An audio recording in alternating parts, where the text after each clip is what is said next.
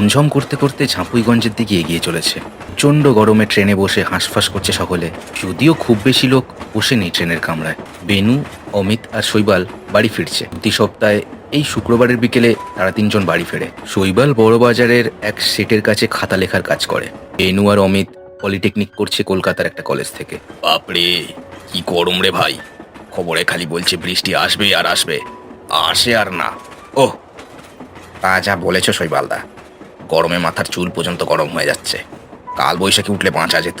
আজ উঠবে, আজ সকালেই তো খবরে দেখলাম। তবে হ্যাঁ, কাল বৈশাখী উঠলে কিন্তু বাড়ি পৌঁছানো খুব চাপ হয়ে যাবে।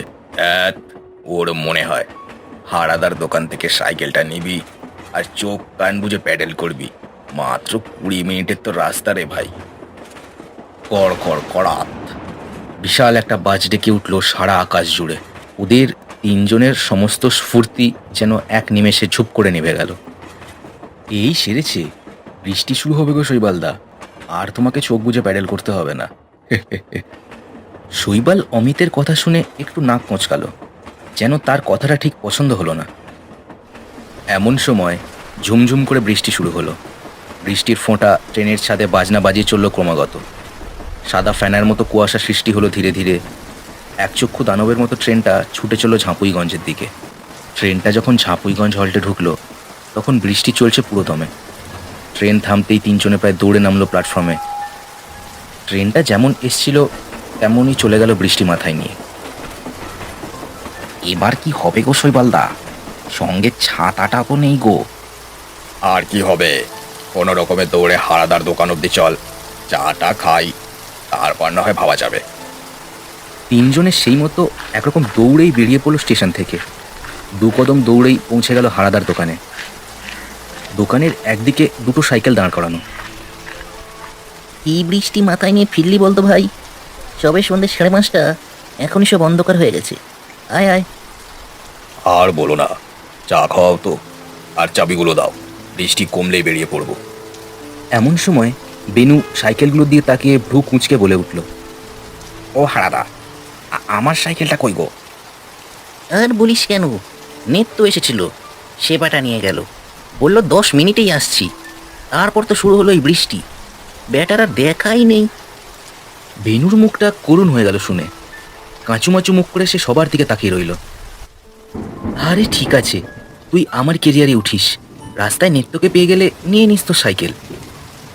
তিনজনে চায়ের কাপ হাতে নিল। এরপর বৃষ্টির বেগ একটু কমেছে যেন, কিন্তু ধীরে ধীরে হাওয়া শুরু হচ্ছে। হাওয়ায় ধীরে ধীরে গাছগুলো দুলছে। দোকানের সামনের বেঁটে তাল গাছ দুটোর নিচে একটা লোক দাঁড়িয়ে আছে মনে হচ্ছে। অন্ধকারে লোকটার মুখ দেখা যাচ্ছে না। ওখানে কেউ দাঁড়িয়ে আছে না? এই দেখ তোরা। হ্যাঁ তাই তো।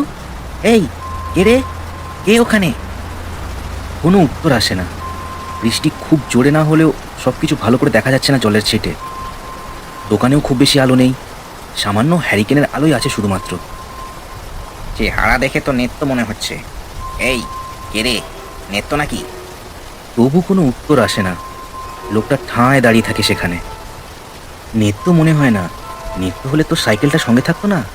তা হারাদা, নিত্য গেছে কোন দিকে?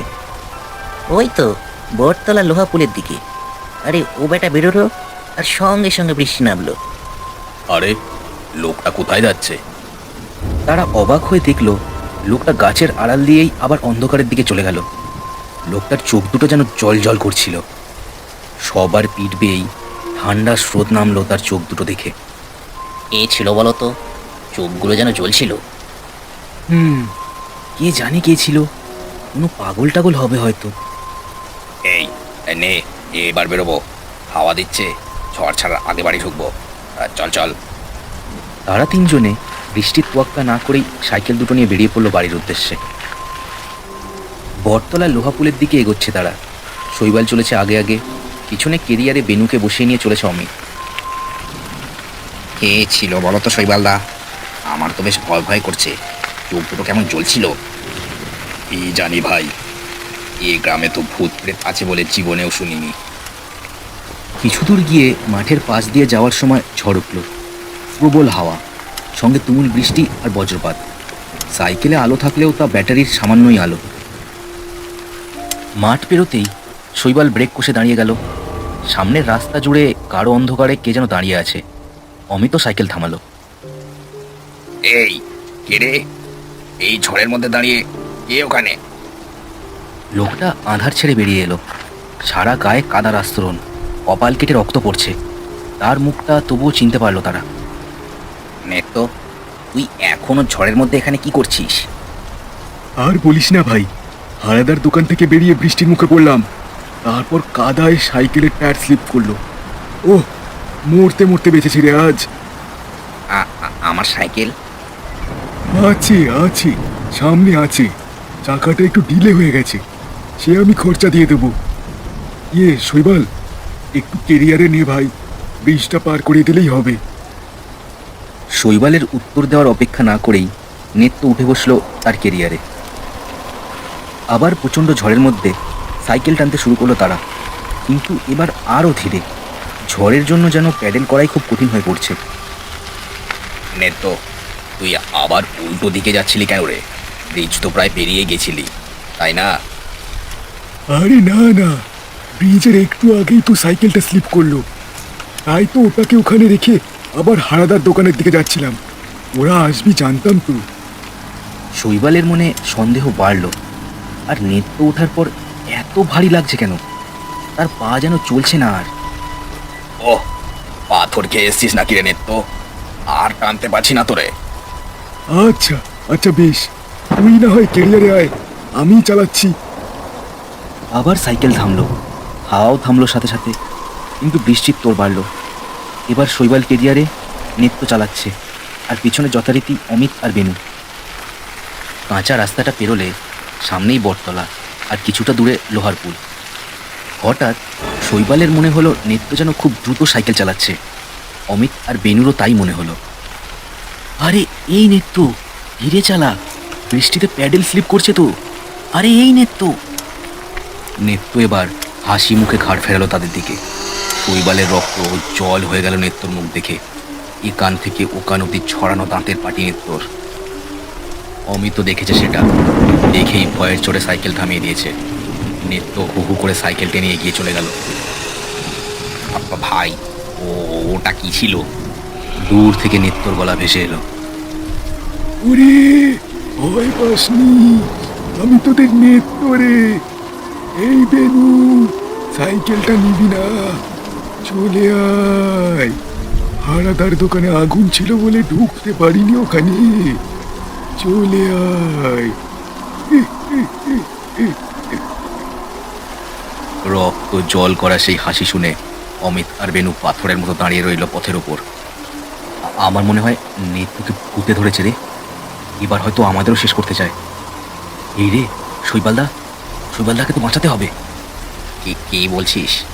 পাগল হলি? ভূতের সাথে কি বক্সিং করবি নাকি তুই ওখানে? তোর ভয় লাগলে তুই দাঁড়িয়ে থাক, আমি চললুম। বেনু ভয়ে সাদা হয়ে থাকলেও সাইকেলে উঠে পড়ে।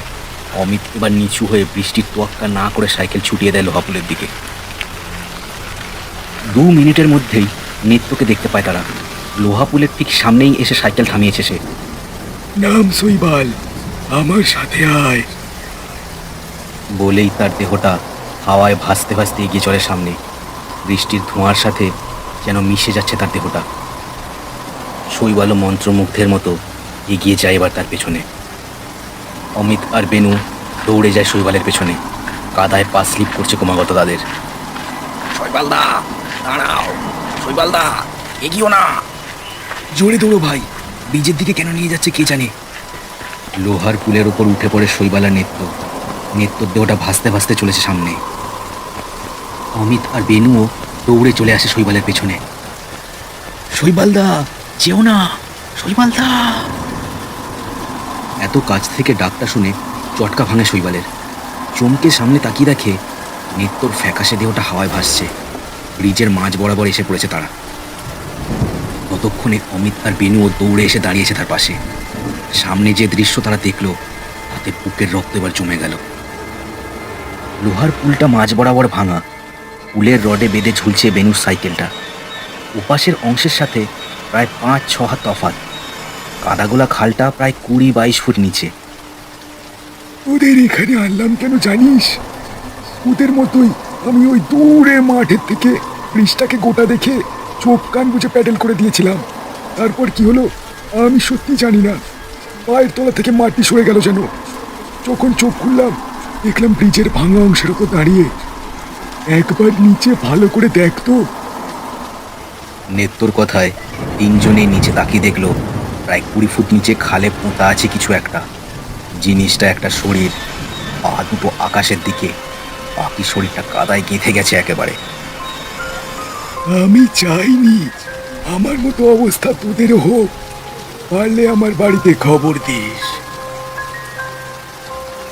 প্রবল বৃষ্টিতে সকলের চোখ যেন ঝাপসা হয়ে আসছিল। নেত্তর দেহটা ধীরে ধীরে মিলিয়ে যাচ্ছে বৃষ্টির ফোঁটার সাথে। অমিত আর বিনু ভেবেছিল নেত্তর হয়তো শৈবালকে শেষ করার জন্য এখানে টেনে এনেছে, কিন্তু মরে গিয়েও বন্ধুদের সাবধান করতেই সে টেনে এনেছে তাদের। একদলা কষ্ট সকলের গলার কাছে যেন ঠেলে উঠছে। বৃষ্টির তোর ধীরে ধীরে বেড়েই চলেছে তখনও।